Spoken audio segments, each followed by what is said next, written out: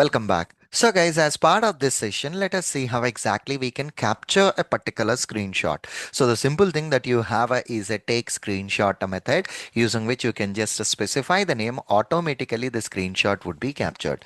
So here I'm defining a test program to capture screenshot. Okay, so program to capture the screenshot of the entire screen.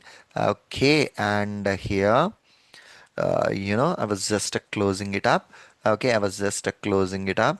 And now what I'm doing here is, so once the app got launched, click on that particular text fields. Okay, and from that particular text fields, you can use the device dot take a screenshot, and I am naming it as Surendra text fields. Okay, Surendra text fields screen. That's what the name that I have given for that. Let me try to run this particular program and check it out. So it should execute. Okay, so you may ask a question, Surendra, what exactly this device is? What are all the commands related to the device? That we will be looking at as part of our next session. Okay, perfect. The screenshot got a capture. Where exactly you will find the screenshot? The screenshots will be found as part of this artifacts folder.